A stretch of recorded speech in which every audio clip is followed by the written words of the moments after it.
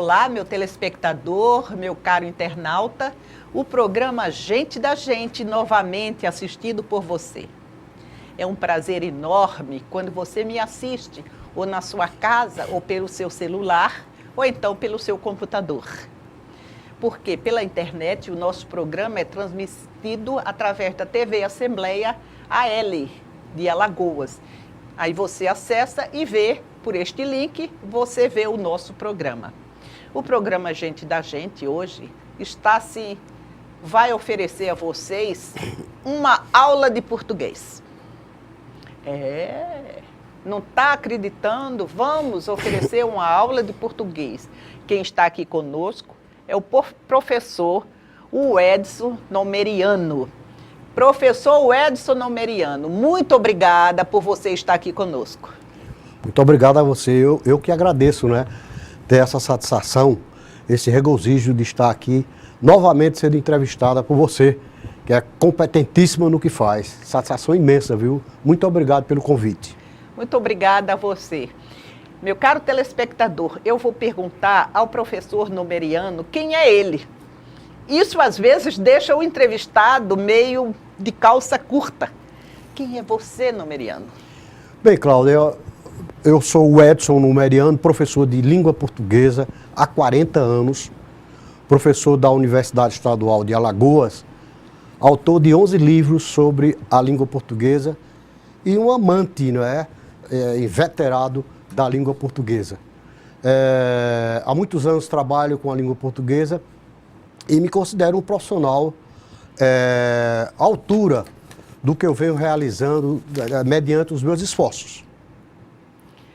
Professor Nomeriano, você é conhecido por contestar os erros de português. Aí eu lhe pergunto, aonde se erra mais, na fala ou na escrita? Bem, veja, a linguagem escrita é diferente da linguagem falada, já que a linguagem falada, ela é desobediente, ela é volátil. Você fala e some. No entanto, a linguagem escrita, ela é registrada. Então, na linguagem falada, como você se despolicia, você negligencia, os erros são maiores do que na escrita. Quando você vai escrever, você já tem um certo cuidado e erra menos. É por essa razão que o erro acontece mais na linguagem falada por conta dessa negligência, desse despoliciamento que o falante tem ao realizar a tarefa da comunicação. E agora, professor, tem uma onda de dizer, não fui eu que errei, foi a digitação. E a digitação não é a pessoa que escreve, não é? Mas eu acho que com esses corretores ortográficos de Google, de não sei o que, está se escrevendo melhor, não é? Acontece, só que, olha, dos meus 11 livros, se eu colocar no Google os meus 11 livros, todos eles vão aparecer no vermelho. Ele vai indicar tudo vermelho, porque o próprio corretor é que pratica o erro, né? Quer dizer, além da pessoa que faz uso da linguagem digitação, né, a linguagem escrita, cometer o deslize, o equívoco, o próprio Google, corretor do Google, também comete o erro deles. Se você botar um livro meu, ele vai corrigir, ele é que está equivocado e não o meu livro. Entendeu? Olha! É muito interessante esse fato. Interessantíssimo, porque o professor, e tem um detalhe, né? Você é considerado assim um homem que sabe e que quando mata a cobra, mostra o pau. Pois é, exatamente. Tem que comprovar, né? Aí eu pergunto, professor... Afinal, eu tenho um referencial teórico, né? Por trás de mim, eu tenho um referencial teórico, né? Que dizem, esses referenciais, dizem a mesma coisa que eu digo, né? Portanto, estou coberto. Você não inventa. Não, de jeito nenhum. Aí uma coisa ou outra, como, por exemplo, pedoporneico, que foi uma palavra que eu criei. Como? Pedoporneico. Pedoporneico? No lugar de pedófilo. No lugar de pedófilo, que é errado, né? O equívoco.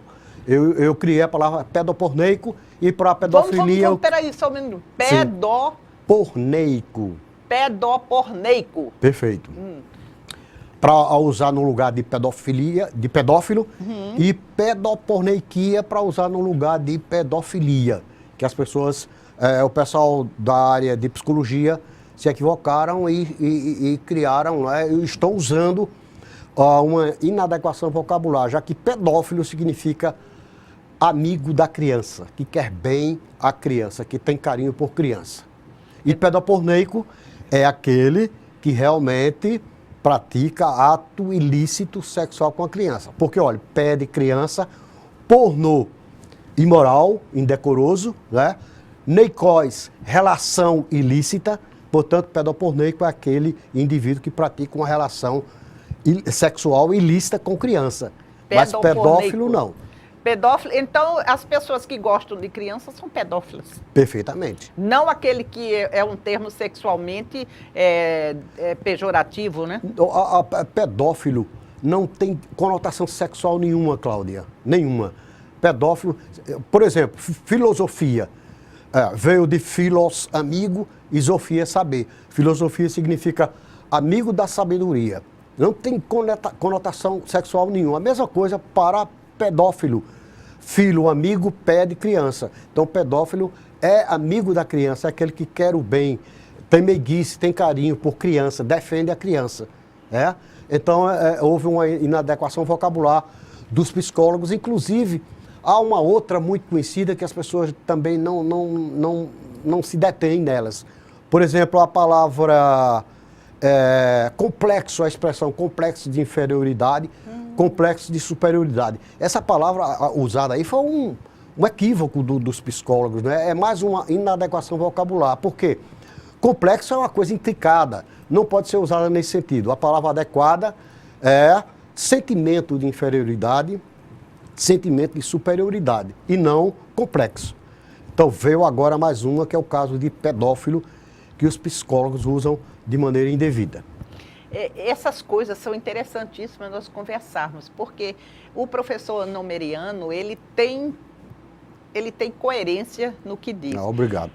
Lembra como você tanto fez que trocaram cabine eleitoral para cabina? Sim, me lembro muito bem. Isso foi há alguns anos na Rádio Gazeta, quando eu participava do programa lá do França Moura, Ministério do Povo, há muitos anos.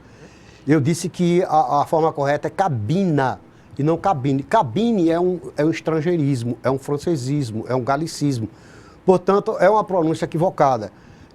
Em português, a palavra correta é cabina, assim como vitrina, né? Cabina, vitrina, manicura, pedicuro e não manicure.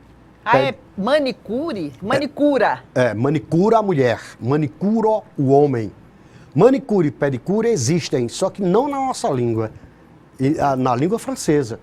Mas quando passou, porque é o seguinte, a língua francesa é uma língua neolatina, né? Então, quando passou, essa palavra, quando passou da língua francesa para a portuguesa, ela não veio com o não veio com ela passou para A.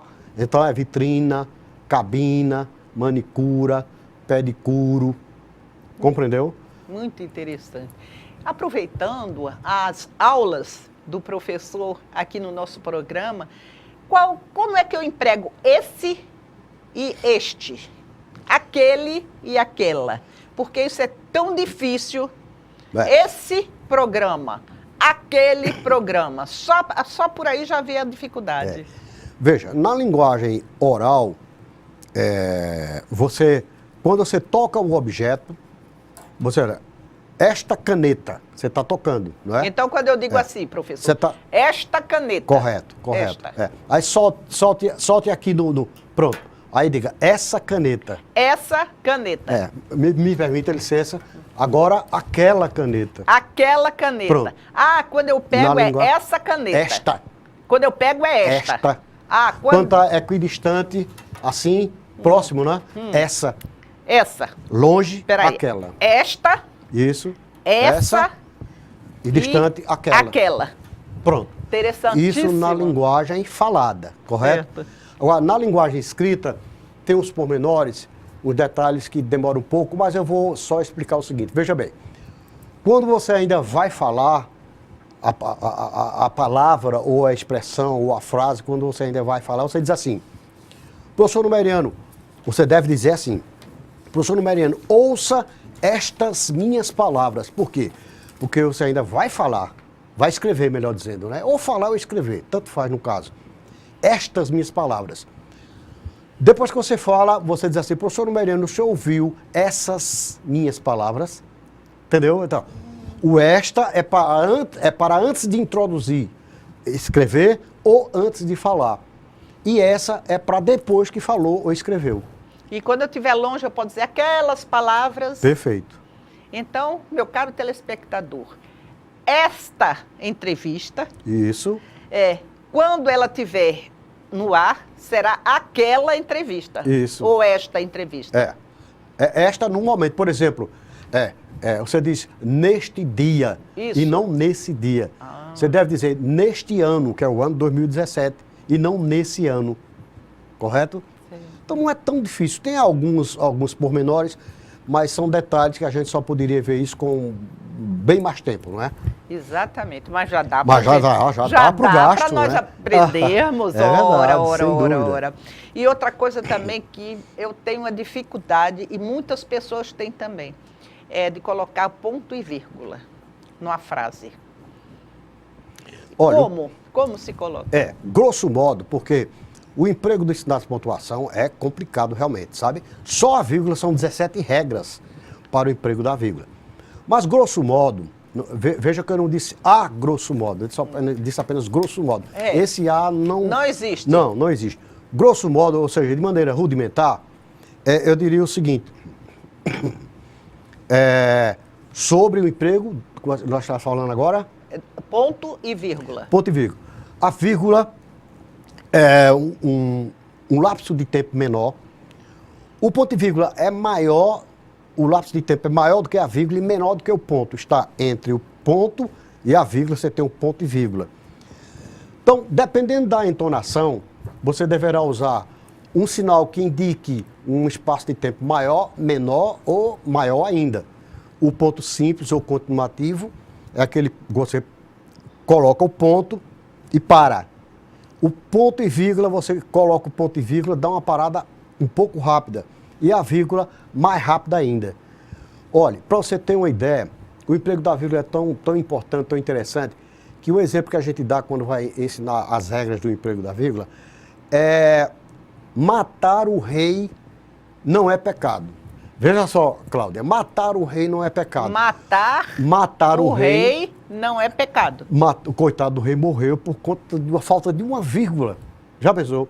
Se tivesse colocado a vírgula no não, veja a entonação. Matar o rei, não, é pecado. O rei tinha vivido. Ah, entendi. Então, o emprego da vírgula é realmente super importante, porque ele muda o significado das palavras, muda o sentido da oração, da frase. Então é preciso ter bastante cuidado. Agora, para o emprego dos sinais de pontuação, necessitaria uma aula aí de pelo menos 2, 3 horas, porque realmente é muita coisa. Mas o que eu diria é que seus telespectadores do Gente da Gente devem ter cuidado ao escrever, ao usar os sinais de pontuação, porque muda completamente o sentido. Portanto, dê alguém para revisar, ou então dê uma olhada na gramática, em suma, tenha responsabilidade ao escrever, porque a coisa complica com o emprego dos sinais. Professor Numeriano, sim. Você está aceitando assessorar trabalhos? Sim, Cláudia. Eu tenho o meu site, é o www.portuguesparatodos.com.br. Quem quiser acessar, verá lá 1.500 slides, né, com erros do dia a dia, do cotidiano, bastante interessante. E quem eu faço revisão, né, completa, editoração completa, revisão, diagramação de livros, jornais, revistas. Quem precisar desse tipo de trabalho, estou à disposição e trabalho há muitos anos com isso, tenho uma experiência muito grande nesse aspecto, tenho um trabalho realizado aí, só de livros eu editei mais de 150, portanto, como diz o inglês, né, eu tenho um know-how, né, que em português é um bom conhecimento, né, a respeito da matéria. Nós vamos para o nosso intervalo e eu quero saber com o professor se esse programa vai ser bastante grande. Até daqui a pouco.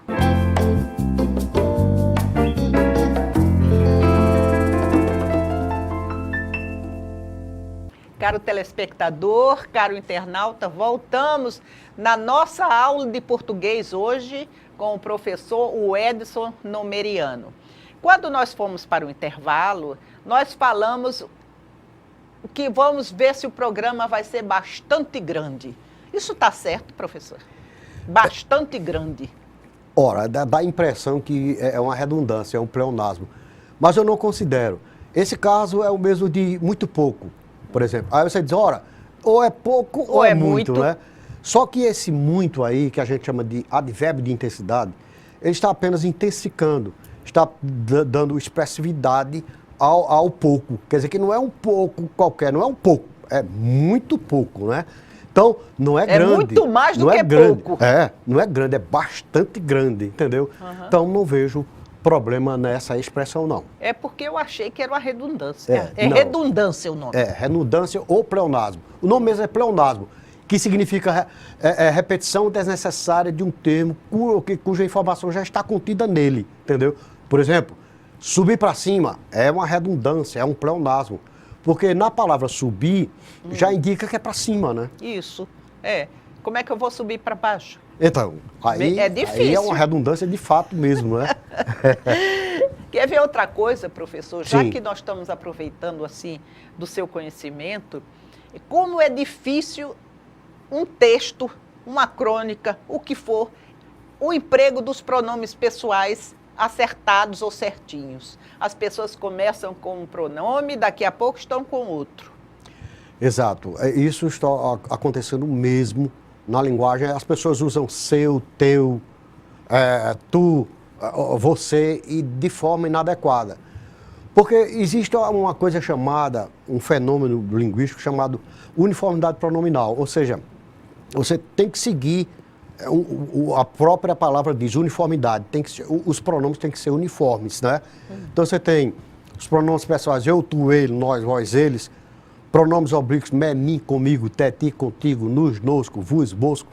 Então você tem que saber como usá-los. Por exemplo, se você está tratando alguém por você, então você não deve usar o teu, né?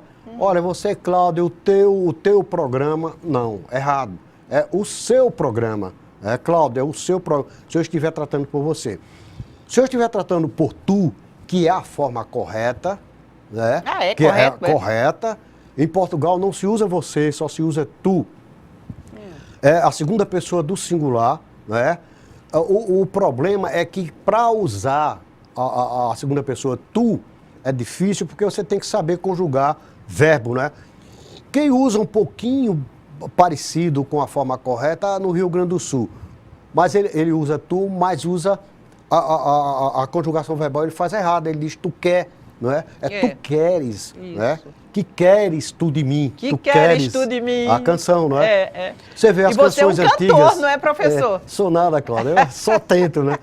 Você vê, as canções antigas eram escritas com a segunda pessoa do singular e ficavam canções lindas, não é?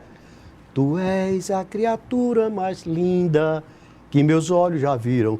Tu tens, tá vendo? Isso. Hoje não é, você quer, você vai, você quer, você fica. Como é fácil, as pessoas tendem a usar a forma mesmo errada, mesmo equivocada, né? Porque é comodismo. Mas isso num concurso ou numa prova, para qualquer coisa, é erro. É erro, considerado erro, não é? Porque a conjugação verbal, ela tem que ser como deve ser, né? Como manda a norma culta da língua. Professor, agora partindo um pouco para o pessoal, como é que você se direcionou tanto para o estudo do português? Como foi essa origem? Pergunta ótima, pertinente. Isso me faz lembrar um professor meu, Cláudia, de mais de 50 anos. Há mais de 50 anos. Veja o que eu disse atrás, né? Há mais de 50 anos, professor Euclides Leite Pereira. Sim. Do Instituto de Línguas e do Colégio Diocesano lá em Caruaru, Pernambuco, que eu sou de lá, né? E o professor Euclides Leite Pereira, ele tinha uma disciplina chamada Generalidades. Que hoje eu trato como questões vernaculares. Por exemplo, eu me lembro do primeiro ensinamento que ele nos deu. Ele disse assim, olhe, melar só com mel, sujar é com qualquer outra substância. Olha que interessante. É verdade. Então você cai pó na sua roupa, né? Aí você, eita, você melou minha roupa? Não. Melar só com mel. Sujar é com qualquer outra substância. Então, ele ensinava essas questões vernaculares, né, que ele chamava de generalidades, e a partir daí eu tomei gosto. E meu pai gostava muito de comprar o Diário de Pernambuco, e ele, claro, sabia ler, mas ele achava o máximo quando eu lia para ele. Então, aos 10 anos de idade, ele me dava um jornal grosso com várias páginas, aquela página de economia, ele mandava que eu lesse, né, eu lia em voz alta, em pé. E desde essa época que eu comecei a ter gosto pela língua portuguesa. E aos 17 anos eu era denominado, né? As pessoas diziam por bondade, os amigos, os parentes, enciclopédia ambulante. Olha. Por quê? Porque todas as vezes que eu vi uma palavra que eu não sabia o significado, eu corria para o dicionário, né? Por isso que eu acho errado dizer que o dicionário é o pai dos burros. Não, é o pai dos inteligentes. Isso. Né? Se eu fosse burro, eu não consultava, né?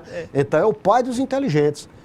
E por essa razão eu fui acumulando, né, uma sinonímia boa, um cabedal... Sinonímia. Sinonímia, né? O que é isso? Sinonímia, a palavra tem os significados iguais, não é? Então a língua portuguesa é a que tem a melhor e maior sinonímia de todas as palavras, de todas as línguas.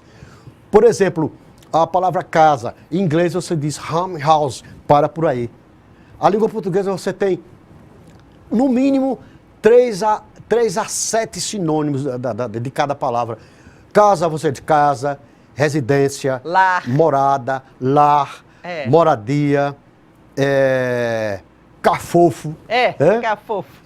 Estou de volta pro meu aconchego. Tá aí. Trazendo. Isso. Então, são vários sinônimos que a língua portuguesa oferece. É um leque de opções para você não ser repetitivo, para você ter uma sinonímia boa, falar vários minutos sem repetir. Porque que coisa chata a pessoa ser repetitiva. Então sinonímia vem, né? de sinônimo. De sinônimo, exatamente. Certo. É o uso do sinônimo. A sinonímia é o uso do sinônimo. Certo. Olha, fica bonito, né? Em vez de eu digo assim, professor, qual é a sinonímia? Posso dizer isso? Qual é a sinonímia? Não, aí não. Você pergunta o sinônimo, não é? O sinônimo. A sinonímia, não fica muito snob o também. sinônimo é tratado dentro da sinonímia. Isso. Entendeu? É tanto estudo dentro do português. É verdade. Já houve aquela unificação de língua portuguesa dos países, professor? Já está em vigor desde do começo do ano passado, né?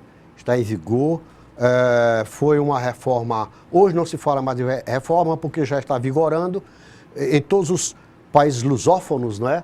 Lusófonos são países que falam a língua portuguesa. Lusófonos? Guiné-Bissau, Moçambique, Angola, Portugal, Brasil, né? São 8, né? E que eu não me lembro dos 8 nunca, viu? Mas são países que falam a língua portuguesa, isso por conta de Luís Vaz de Camões, daí Luís, lusófono. É por isso que o nome Luís, nome próprio, tem que ser com I e acento agudo no I, com S e acento agudo no I. Luís com Z é forma equivocada de grafar esse nome. Tem que ser com acento, e o I com acento e o S, né? Agora, interessante é que estão unificados, né, professor? Mas se 97% conseguimos o máximo, né? A língua falar, estamos falando da língua escrita, sobre a língua escrita. Era isso que eu ia falar. Falada não, porque né? a fala não dá para entender, não. É verdade. E o sotaque, não é? O dialeto português lá de Portugal é diferente do nosso. Agora, a língua escrita, sim. Porque, você sabe por quê? Em verdade, veja, na verdade, né? Você sabe por quê? Em verdade, houve a reforma ortográfica. Sim. O mais importante, a razão primordial, principal, foi que a língua portuguesa, por incrível que pareça, uma língua falada por mais de 350 milhões de pessoas em todo o mundo, né? Não estava sendo considerada língua oficial nos órgãos internacionais, tipo OEA, ONU. Não estava. Por quê? Porque tinha 2 grafias, uma lusitana e uma brasiliana. Não é? Brasiliana. Voltamos. Continue, que daqui a pouco eu vou falar sobre esse termo. Não. Isso. Uma lusitana e uma brasiliana. E eles não aceitam, né? Esses órgãos internacionais não aceitam que haja grafia, duas grafias distintas no mesmo idioma.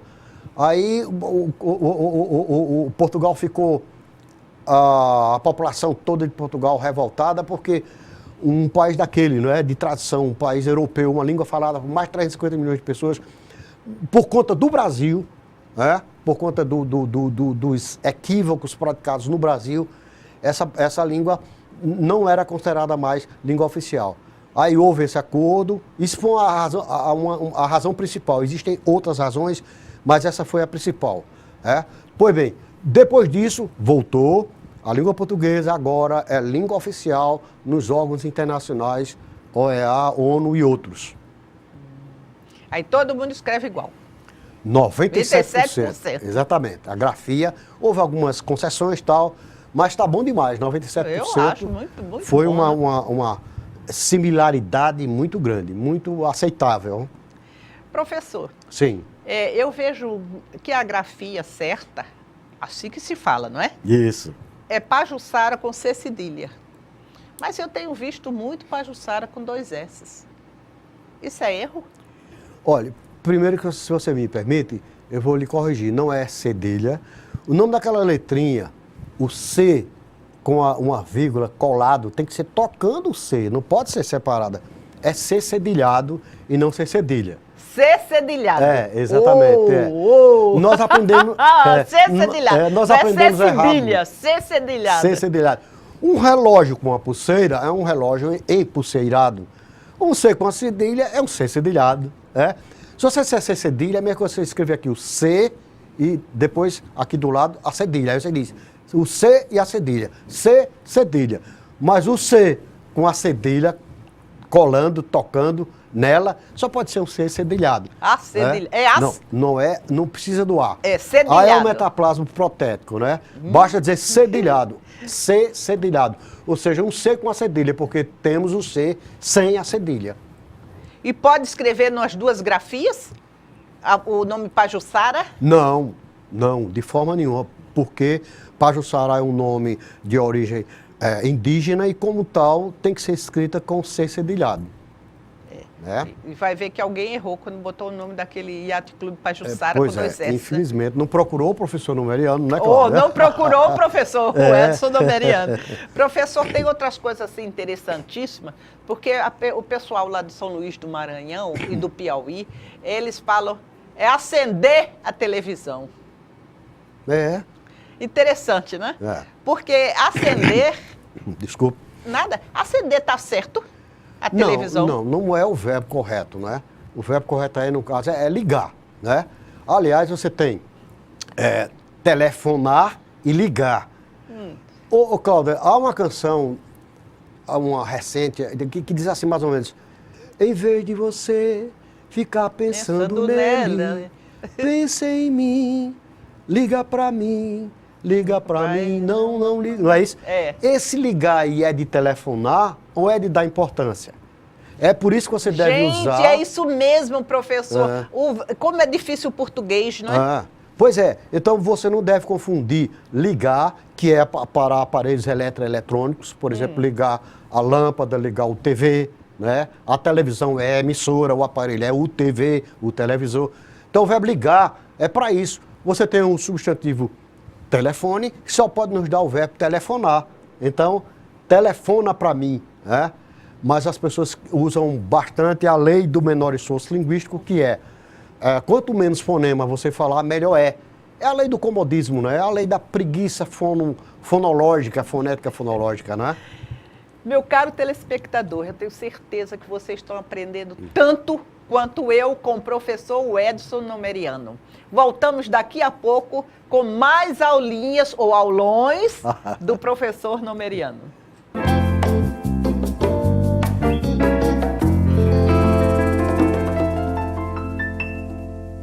Caro telespectador, caro internauta, vamos continuar na nossa aulona, não sei se está certo, aulona, de português com o professor Nomeriano. Professor, veio uma pergunta lá do Master que a situação estava empírica.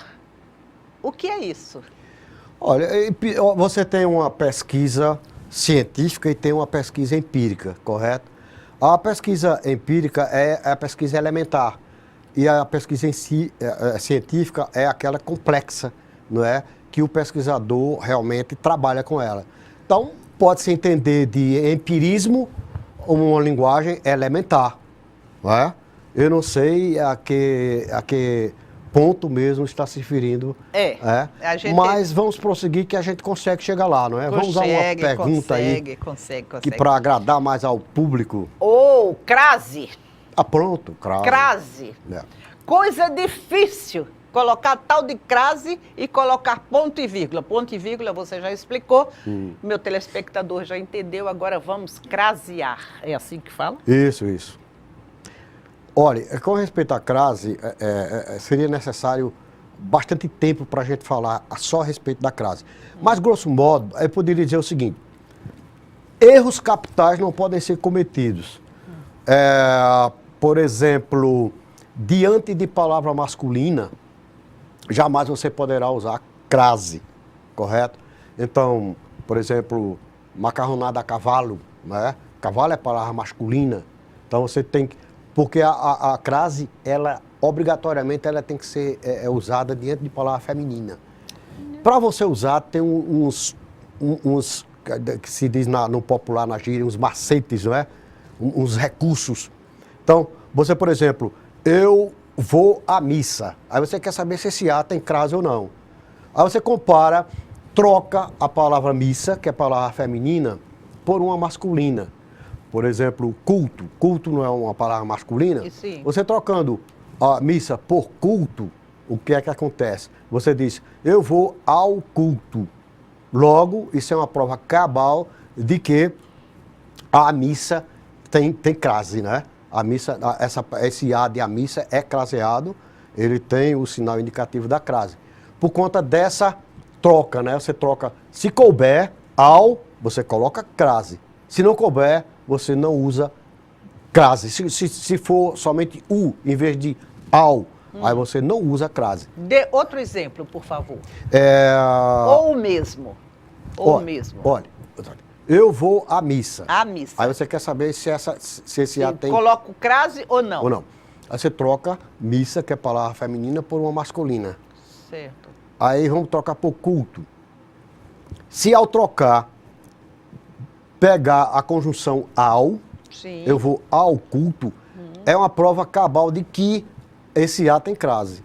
Olha, meu Se disser o culto, não tem crase. Mas se você disser ao culto, é porque o A tem crase. É uma E se eu trocar o A pelo para? O para também é outro recurso para indicar se tem ou não crase, né? Certo. Por falar em para, é bom lembrar que tem uma diferença entre o para e o a. Por exemplo, quem vai para é para ficar, quem vai a, vai e retorna. Isso, era por aí que eu queria ficar. Então, rapaz, você diz assim, eu vou a São Paulo, é porque você vai e volta. E vou e em seguida, né? Mas se você for, eu vou para São Paulo, é porque você vai fixar a residência lá. Entendeu? Então, o para é diferente, indica permanência, e o ao indica coisa temporária. Né? Precisa saber usar. Professor Nomeriano, eu pergunto novamente ao senhor. Se quiser, alguém quiser a sua assessoria, porque as pessoas estão numa efervescência literária, mas o português não são todos que sabem. E o senhor, como professor, está apto a oferecer uma assessoria. Exatamente. Né? Se essas pessoas quiserem uma assessoria, tipo, para você corrigir o livro, sim, ela se dirige aonde, a quem? Ah, sim. Pois não. Olha, eu corrijo livros, né, jornais, revistas, toda espécie de literatura. É só telefonar para o 999... Eu vou pedir para você não dar telefone. Ah, tudo bem. Tá? Eu vou pedir para você dar site, o endereço, o site ou o Facebook. Porque no site tem o Fale Conosco, não é? Isso, exatamente. Muito bem. Então você pode mandar um e-mail, por exemplo, para nomeriano@ig, que é o Isso. IG, né? .com.br. Nomeriano. Nomeriano com O. Com Nomeriano. Arroba. Arroba ig. ig.com.br. Se preferir, você manda um e-mail para ótimo. profnumeriano@hotmail.com.br. Não vamos confundir. Pronto, basta Vamos usar. Se vocês quiserem uma assessoria do professor, o Edson Nomeriano, ele está à disposição. Ele combina com vocês como é que não é, né? Exatamente. Aí coloca Nomeriano com O. Tanto O no Nomeriano como no final, não é isso, professor? Exatamente, ig.com.br. Vocês não têm por que ficarem preocupados se o português está certo, se está errado. Vamos deixar a linha de pensamento na coerência que a gente quer e vamos corrigir. Exatamente. Com o professor E Nomeriano. o livro fica escrito a 4 mãos, né? Exatamente. Correção. Com o conhecimento do autor e o conhecimento da linguagem do professor. Né? E faça a editoração completa também. Vai para a gráfica completo, um exemplar, a pessoa recebe um exemplar já prontinho e no pendrive para a pessoa chegar na gráfica e mandar reproduzir tantas unidades ele queira. Isso. Meu caro telespectador, deixe fluir a sua imaginação, deixe fluir o seu pensamento e que o português, para quem sabe, né? Ou você, porque eu acho assim, sabe, professor? Ou você escreve ou você corrige. Pois é. E, além do mais, as pessoas de outras atividades, de outras ciências, de outras áreas, não têm a obrigação de saber língua portuguesa mesmo, né? Então, não custa nada procurar um profissional da área, né? Você é psicóloga, doutora Cláudia. Se eu precisar de uma psicóloga, eu procuro você. Se você precisar de um professor de português, procura a mim, não é verdade? Exatamente. Aí agora, como que diz? Maldizendo, como se diz, cada macaco no seu galho. Cada vez, perfeito, exatamente, concordo. Os ditos populares têm muito a ver, tem, né? São então, verdadeiros. Quem quiser, eu repito novamente, nomeriano@ig.com.br. Perfeito. Pronto, aí pergunta a ele como é que não é, como é que é feito. Isso. Aí não tem como você ficar preocupado se o português está certo. Não precisa. Escreva, Perfeito. deixe fluir. É. Poesias, porque eu tenho visto. Aí ele disse, não, ao poeta é permitido tudo. Não, Pelo amor de Deus. Deus. Não é assim, não é assim. Nem a liberdade tudo. poética as pessoas entendem de forma equivocada. Existe sim, viu? Existe a liberdade desde 1922, né? A época do Mário de Andrade. Mas não é como as pessoas estão confundindo liberdade poética com libertinagem poética. Que não existe a libertinagem, não é? Inclusive já está aqui até no nosso vídeo. Sim. Já está o e-mail. O e-mail para quem quiser. Correio eletrônico, né? Quem Ótimo, quiser entender, coisa boa, muito entrar obrigado. em contato com você. Isso. Porque eu quero saber mais e mais. Sim. O trama da novela foi bom. Ou a trama da novela foi boa? Olha, o trama ou a trama? A trama da novela. A trama. A trama. O enredo, né? O enredo. Exatamente. Gente, como a gente precisa estudar, né? É só se dedicar, ter um pouquinho de interesse, porque as pessoas fazem descaso também na nossa língua, né? Que é uma pena. Então não existe a palavra o trama. Não. É a trama. Eu desconheço. A trama. A trama, exatamente. Eu estou anotando, telespectador, para também aprender, viu? Porque às vezes a gente que está no ar, é tão difícil falar, professor. Às vezes a gente se engasga.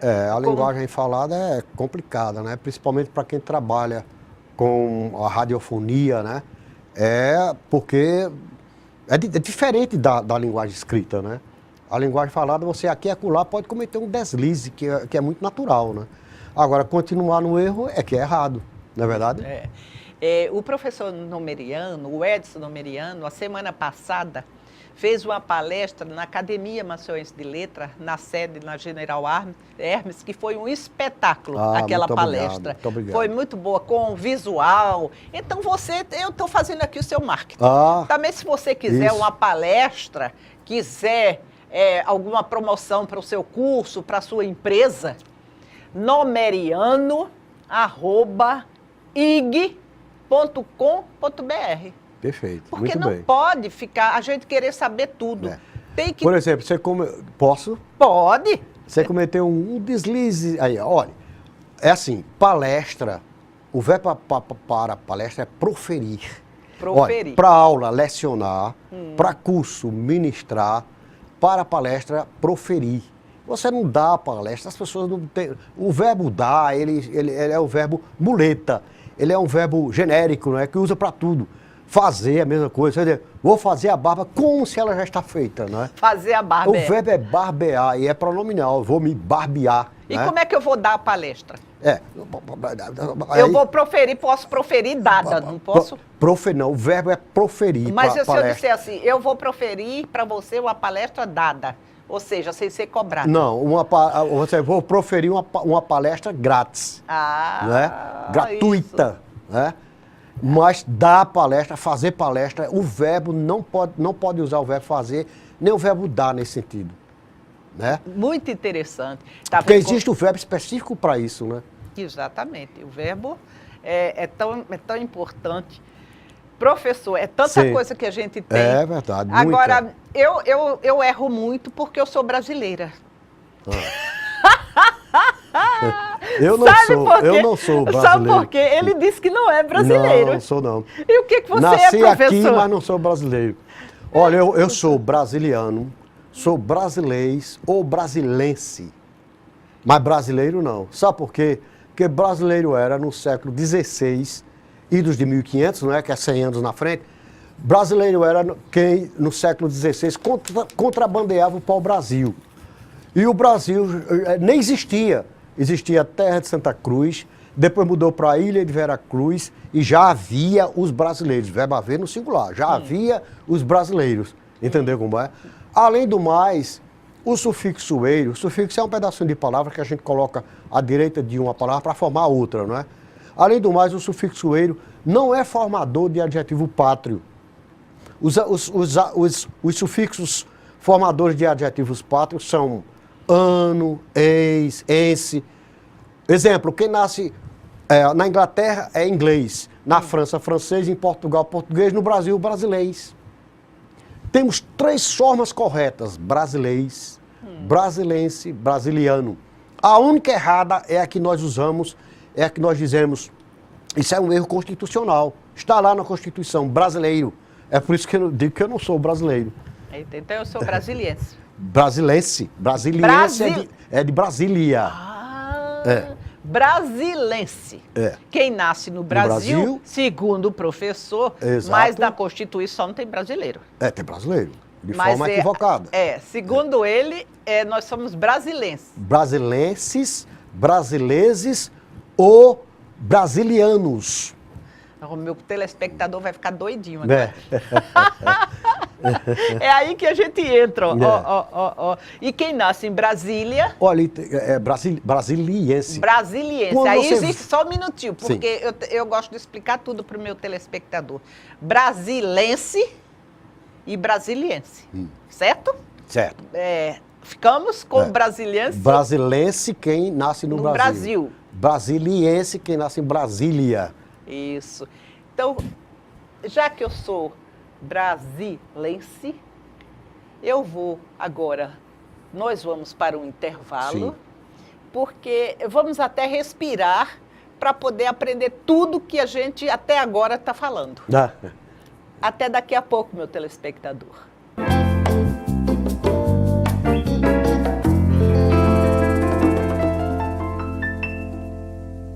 Meu caro telespectador, meu caro internauta, vocês, se quiserem adiantar essa entrevista para alguém assistir, só é ir no site TV Assembleia Alagoas, que aí você vai ver a TV funcionando e pode ser visto pelo celular e pode ser visto pelo computador, além de você que está vendo pelo canal 7. Continuando nossa entrevista com o professor Nomeriano, ele trouxe um livro para nos oferecer, não foi, professor? É verdade.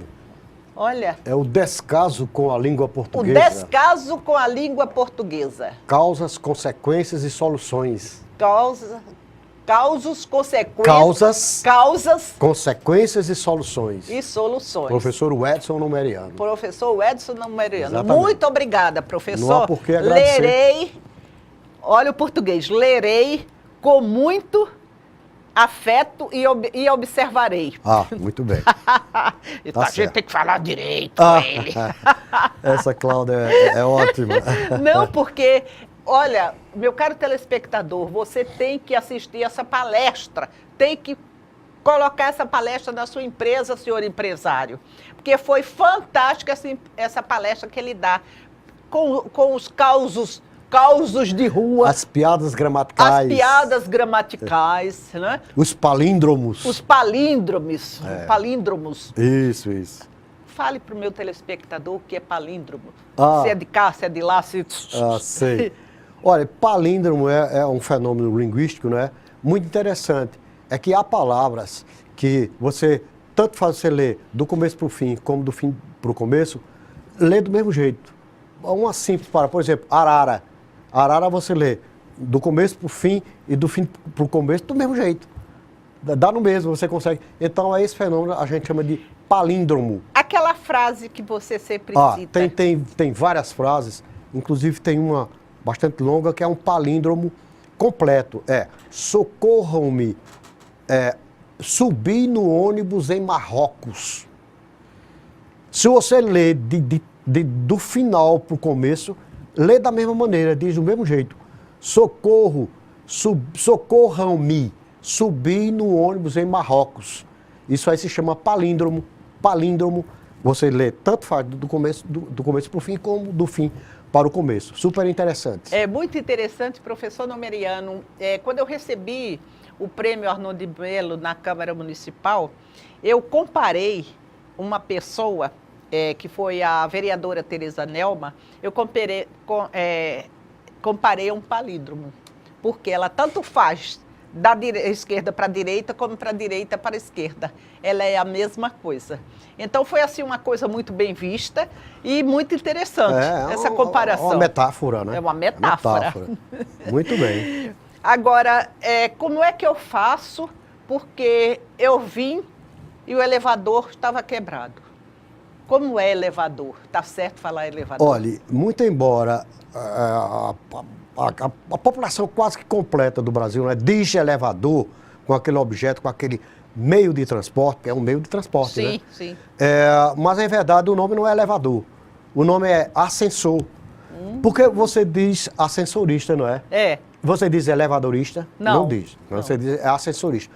O ascensor, minha gente, é uma peça da engenharia, da mecânica, né, da engenharia, que sobe em uma extremidade e desce outra. É por isso que ele faz isso, olha. Sobe e desce.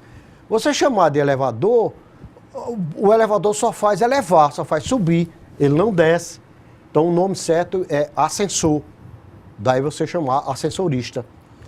O nome daquele meio de transporte é ascensor, muito embora seja um erro consagrado que todo mundo chama de elevador, que não é. Na verdade é ascensor. Portanto, digamos a partir de agora, ascensor. Professor, eu nasci em Alagoas, Nas Alagoas. Eu sou das Alagoas, sim, senhor. Eu sou das senhor. Alagoas, eu nasci nas Alagoas. Exatamente. Por quê? Olha, interessante, boa pergunta, pertinente. Veja, ocorre um fato na língua portuguesa que quando você se refere a uma cidade que tem nome de acidente geográfico, né, você tem que usar o artigo, a preposição mais o artigo. Em vez de você usar só o a, o o, não, você tem que usar o de, a combinação do de mais o, que é do, e do de mais a, que é da. Né? Como Alagoas é um nome